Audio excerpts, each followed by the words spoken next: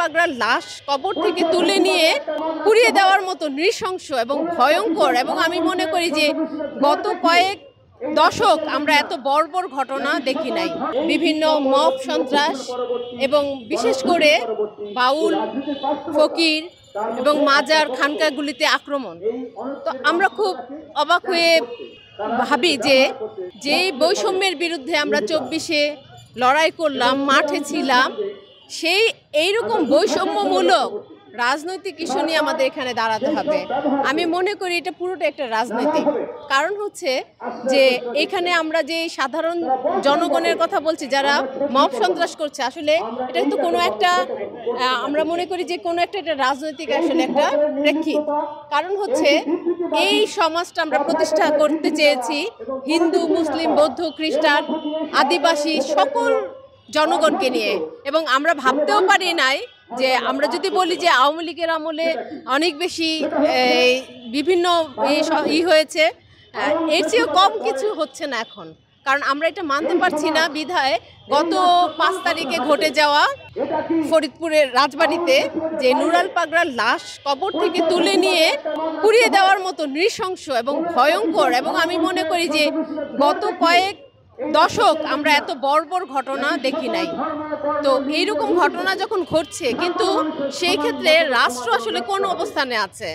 রাষ্ট্র কি মানে এই সন্ত্রাস, মব সন্ত্রাস ঠেকানোর জন্য কোনো রকম কোনো বিশেষ ভূমিকা রাখছে? আমরা খুবই মনে করি যে এটা খুবই তাদের ন্যাক্কারজনক অবস্থান। আওয়ামী ফ্যাসিবাদী আমলে ইসলাম ধর্মের যারা তারা অনেক নির্যাতিত হয়েছে এবং বিভিন্নভাবে তারা অনেক হেনস্থার শিকার হয়েছে, কিন্তু আপনাকে এটা বুঝতে হবে আসলে ইসলাম ধর্ম নাকি বিশেষ একটা মানে রাজনৈতিক গোষ্ঠীকে আসলে হতে, এবং আমরা এইটাই তো সেই জায়গা থেকে আমি বলতে চাচ্ছি যে এই যে বৈষম্য মানে কি? বৈষম্য হচ্ছে আপনি কোনো একটা মতাদর্শের উপরে আরেকটা মতাদর্শ যখন চাপিয়ে দিবেন এবং জোর জবরদস্তি করবেন, এবং জোর জবরদস্তি করলে পরে যে ঘটনা কি হয় তার সর্বোচ্চ প্রমাণ আপনি 24-এ পেয়েছেন। শেখ হাসিনা তার নিজের জীবন দিয়ে সেই প্রমাণ দিয়েছেন যে জোর করে মতাদর্শ চাপিয়ে কখনোই টিকে থাকা সম্ভব না। হ্যাঁ, এবং ওইটা যেমন ভুল ছিল, আমরা তো সেইটার জন্যই এই 24টা করেছি যেন এখানে সকলেই আসলে তার মতো করে চলে। আপনি দেখবেন যে যখনই যদি সত্যিকার অর্থে একটা স্মুথলি যে যার মতো করে, যে যারা মাজারে থাকেন তারা যদি তাদের মতো করে, তারা তো আমাদেরকে কিছু করতে আসে নাই, ঠিক না? তারা কি আমাদের আক্রমণ করেছে? করে নাই।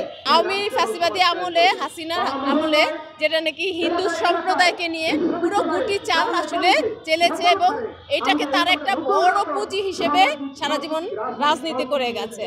আমি বলতে চাচ্ছি এটাই যে আমরা যদি এই যে এত বড় একটা ডিজাস্টারের মধ্য দিয়েও যদি না বুঝি যে কিভাবে আসলে এই রাজনৈতিক দলগুলি আমাদের এরকম সেন্সিটিভ বিষয়গুলিকে নিয়ে খেলে, এটা যদি আমরা এখনো না বুঝি আসলে আমাদের সারা জীবন মায়ের খাইতে হবে।